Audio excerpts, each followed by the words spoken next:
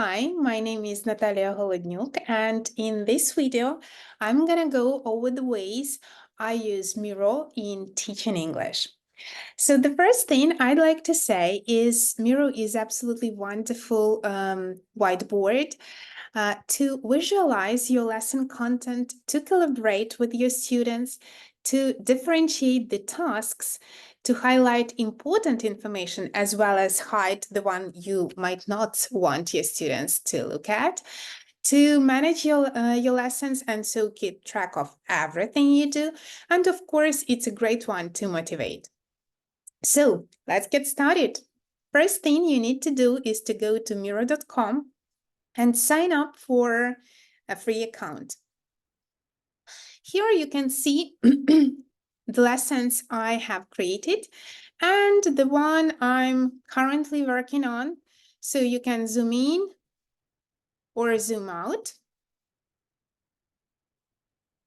On the left, you will find a toolbar with a wonderful stuff that you can use and you might need. So let's start with the templates. There's dozens of templates for brainstorming, mapping, planning. So you can also pick up the most popular ones, like those that people mostly use. And once you like it, you click on it and start editing, or you might use it the way it is. If you want to make your Miro collaborative, you go to share button, and by clicking here, you can add more collaborators to join your team or to join your group. You can also manage their access. This stuff is very important. You can either let them edit or view. What I wouldn't recommend you to do is to let them edit because they will mess up and you will have to, spend some time to fix it. So just let them view. Well, as you can see, I have lots of lessons, lots of boards and lots of lessons, and L at the top stands for the lesson, and each lesson has its number. I organize them in this way. So each lesson is one topic, which means that each lesson is focused on one linguistic goal. So students can go deep into that goal by reading it, speaking it, writing it, and listening it. This is also a wonderful platform to provide your students with extra tasks. You just need to grab a frame right here. So you click on a frame, pick up the one that you like, and you can add whichever things you want. Just let me undo this. So you can hide the answers with the help of the sticky note. So when they are ready with the task, they can check if they were correct or not. It is also a wonderful place to create a reflection board. So your students won't need to follow the links to go to the other platform, but everything is placed within the same one. So all you can ask your students at the beginning of the lesson to write one or two things they remember from the previous one by clicking on a sticky note.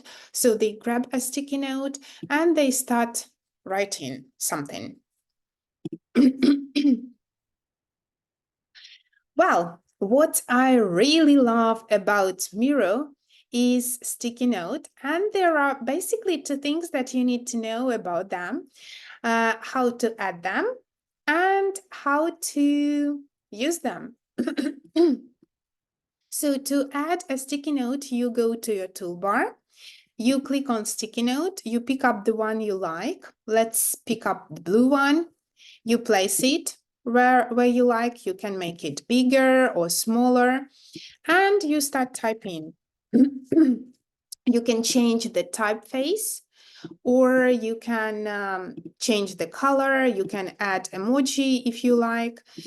And if you are not happy with the one you have just created, you go to undo button and get rid of it.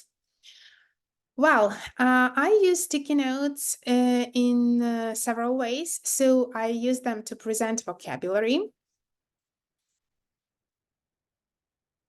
just like this. We can hide the picture. I use sticky notes for students to write their responses. Just let me show it. So while they are working in breakout rooms, they can write their responses and place them within the same lesson. I use sticky notes to write the outcomes of the lesson. Let's have a look at this one. So I start the lesson with the outcomes. At the end of the lesson, they can circle back to them and they can reflect on what was learned. You might also ask your students to use emojis so you would know how do they feel at the end of the lesson as well.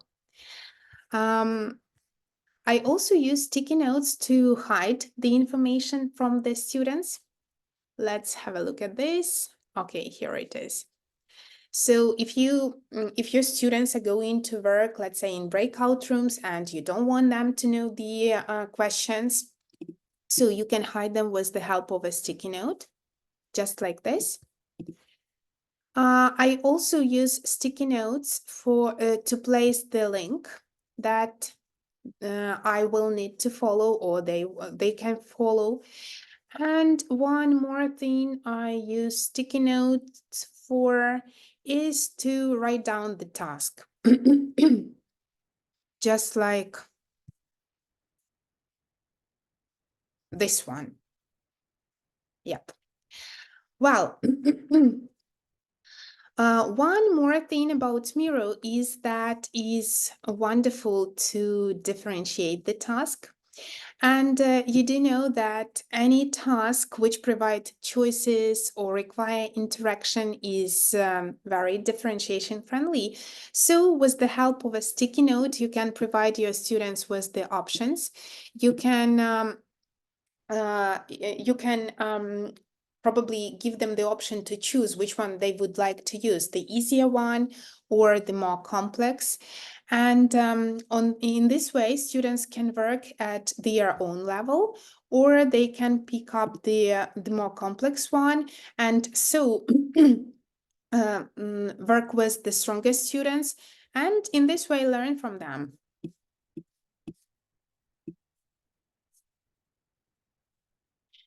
Another thing that you might have noticed is text features.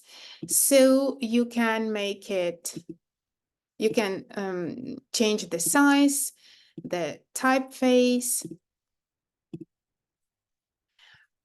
Okay, I'll get back to this one. You can also, if you can use the text features like this by clicking here on the shape. So you can place it right here. You can make it bigger or smaller or undo. So in this way, you can use text features to make words more visible or more silent. Like, let's say this one. And last but not least, as you can see, Miro is absolutely wonderful to provide your students with images, screenshots from textbook. It is a great one to provide your students with audio and video, provide them with different activities. They can be clickable, or they just can follow the link and do them elsewhere. And what I really love about Miro is animated pictures or GIFs, just like this one, because I think that animated pictures have this unique power. They evoke emotions, they build connections, and what is really important about them, that they can tell the story any other picture can. So, my last message for you today is that Miro is a wonderful platform to use to provide your students with necessary support, because it is a platform where all modalities of language can exist. So students can read it, listen, can find an appropriate support for speaking, or they can just get back and revise what was learned.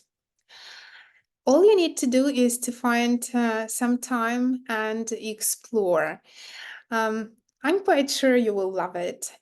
So that's it for now, and thank you for watching.